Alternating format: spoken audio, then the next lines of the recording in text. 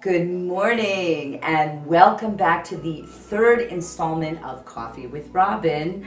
I'm buzzing a little bit this morning because I am actually on my third cup of coffee. This is what post-production does to you. But speaking of coffee, I do want to say one thing about my prop on this show. These wonderful coffee mugs were a gift from my sister, Wendy Sachs-Slavin, who has been phenomenal in rallying the troops to pledge for our Kickstarter campaign. So Wend, I want to say l'chaim, thank you very much, and thank you to all of Wendy's friends for pledging to Kickstarter for the Heart That Sings. We are about a little more than a third funded, so if you haven't pledged yet, we only have 6 more days. Please, please make a pledge. Kickstarter campaign, The Heart That Sings. But I have to tell you, post-production is getting really, really exciting. Last night, I got to hear the first 48 minutes of the score by our genius film composer, Richard Friedman, and I laughed, I cried, I laughed. And one of the greatest laughs that I had was connected to our guest this morning, the one and only, inimitable Judy Winegard, who my friend and colleague of many years. Here she is, Judy Winegard from Miss Agatha Grimshaw in A Light for Grey Towers to Shterna Sarah in The Heart That Sings. And wait till you see her in this one. People actually like me this time. Yes. They won't go across the street when they see me on the sidewalk. Good morning. Good morning. How are you? Back away from the coffee. Yeah, exactly. So please tell me and tell our audience out there what it was like playing this character this summer. This was a great character. It was a magical character. I felt that she had so many different layers, and it was nice to play somebody who was wonderful and nice instead of evil, even though evil is also fun. So having that dynamic and knowing that I could tap into a very holy and funny character was fun. I suspect a lot of people have seen the trailer already, and I want you to know that when I was writing the script, I had a lot of laughs because I knew I was casting Judy in this part, and basically in every scene we gave her a stunt. And she was such a trooper. You know, she had to do a lot of pratfalls and going into, you know, interesting positions and coming up out of them. And you don't want to give away too much, but how was it doing the stunts for you?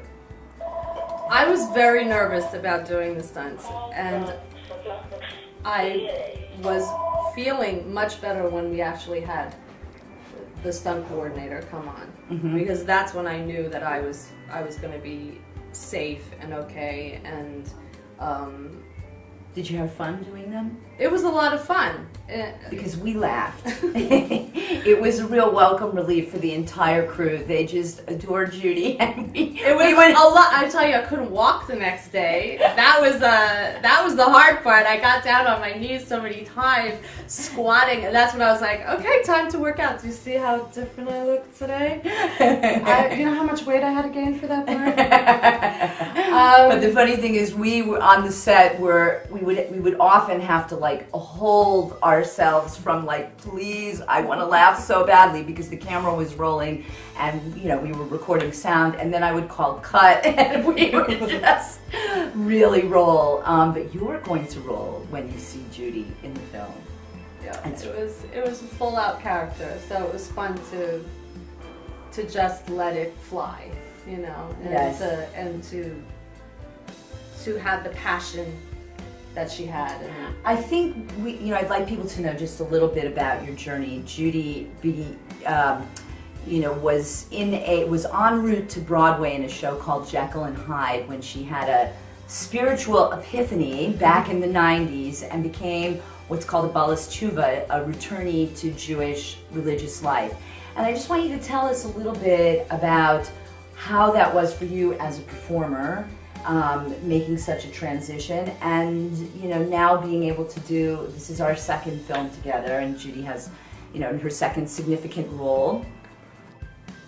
It was a hard transition, and it was a transition that Hashem is very good to me because he really knows me and knows how it had to be gentle and progressive and loving, and I had to look at things from every angle before I made my moves. And even when I was deciding to go for different things professionally, everything I was up against, I was miserable. But when I was in the mode of where I was in my journey in Yiddishkeit, I was calm and happy. Mm-hmm. So I just felt, this particular business is extremely cutthroat. It's extremely aggressive at times, and not nice. It can be a panacea if the right people and the right, works, everybody's in order, and it's like anything, like any job. But I was so unhappy, and I was so not fulfilled on so many levels. And I just remember, I remember releasing it and saying, okay, your will is my will, and it will, whatever I really released it in a very, very thankful and loving way, and it came back to me. Right. And it came back to me big time, because it's such an amazing thing to have a movie that evokes so much emotion in such a holy and beautiful and kadosh way, and just having Hashem as the main CEO in your life, the main producer in your life, is such an amazing feeling. And to be able to bring that to people, girls who are struggling with their Yiddishkeit, people who are struggling in general, just on a day-to-day basis with everything that is going on around us. This is important. This is an important place in our history right now for Absolutely. Jewish people and Jewish women. Absolutely. It's interesting because Judy's character, though she's very funny, and I don't want to give away any spoilers, she has another dimension to her personality as well that surprises you. And I think that the message Judy was just speaking about really, just jumps off the screen in the film. I think it's almost time to say goodbye for today. Do you have any sort of final thing you'd like to say about urging people to please pledge to Kickstarter and help us finish The Heart That Sings?